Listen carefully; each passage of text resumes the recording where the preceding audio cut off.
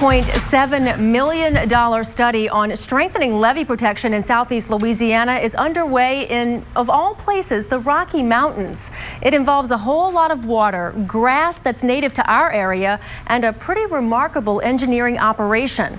We traveled to Colorado for an exclusive look at how the Army Corps of Engineers is making waves and what the findings could mean back here at home. Of the more than 46 major levee breaches caused by Hurricane Katrina, most were the result of overtopping and erosion due to waves and water friction. Congress gave the Army Corps of Engineers billions of dollars to do repairs and upgrades. Some levees and floodwalls are now higher and wider.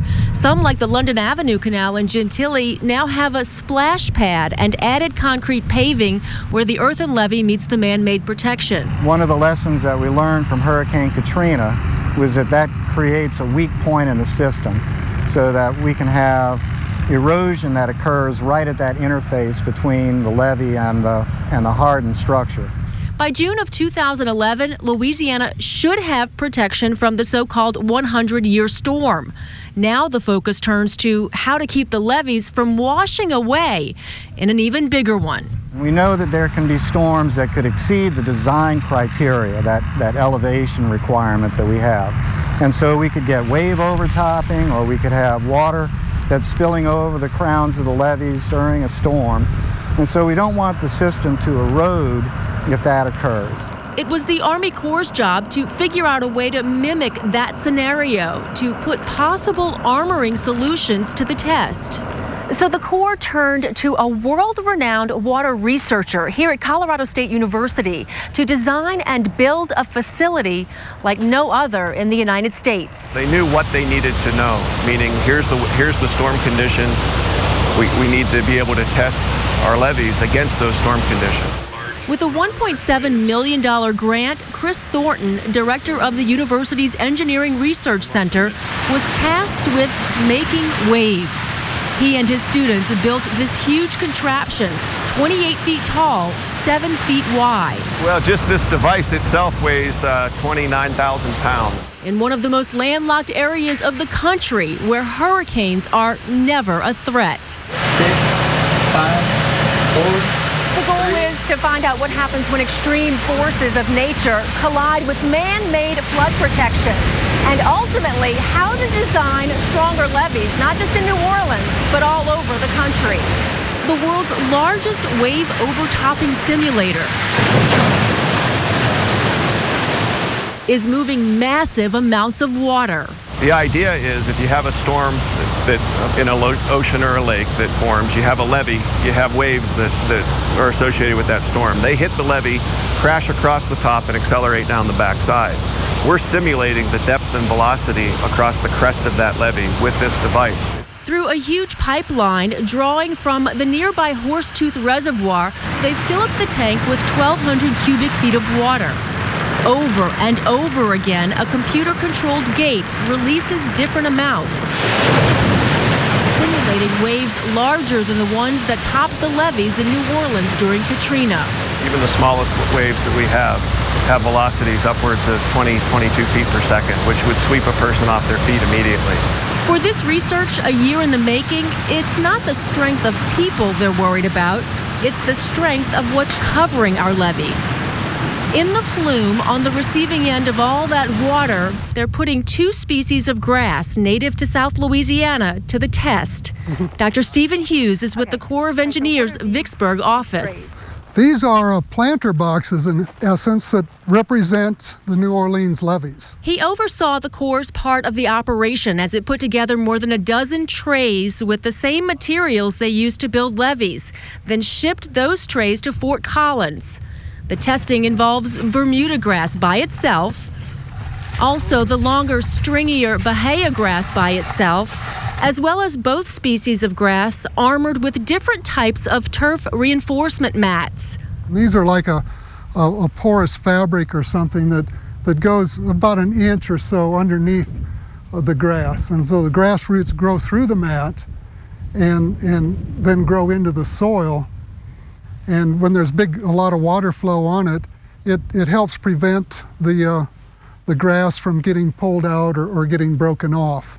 After each hour-long round of testing, Dr. Thornton gets a close-up look at how the different armoring methods hold up under the force of water. If you look carefully, you can see areas that might be little divots, and so I go in and poke and feel, is that soil completely saturated? If it is, I know that water's been sitting in there versus just flowing over. I have a couple of spots that have a few small areas of very localized erosion, but certainly nothing to be alarmed about. Colorado State University has a lot of experience to back up its research. It's been doing hydraulics testing in connection with erosion control for 15 years. But this is something that's never been done on this scale anywhere in the world. We just don't know. There's been a few tests done in the Netherlands that the Dutch have done, Dr. Vandermeer and his group, of taking their simulated actual levees and testing in situ conditions. So there's a small database for those types of geometries, those types of soils, those types of vegetations. We really know nothing about what's happening over here. I've done experiments with water for most of my career, and this is something far beyond anything I've seen before. At the end of the day, the armoring research being done in the mountains of Colorado should speak volumes for flood protection 1,300 miles away. We're going to undertake this research to find out what our best applications are and put those in the system where they need to be so that we've got a uniformly resilient system. And result in levees and flood walls the Corps hopes can stand up to a storm even stronger than Katrina. The report on the study from Colorado State University is due by the end of the year. Now, the state has already said it believes more sturdy armoring methods should be used.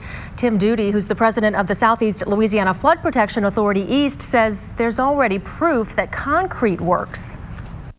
To me, when I watched after Gustav, or during Gustav, the water splashing over those IHNC walls onto those splash pads, that was incredible.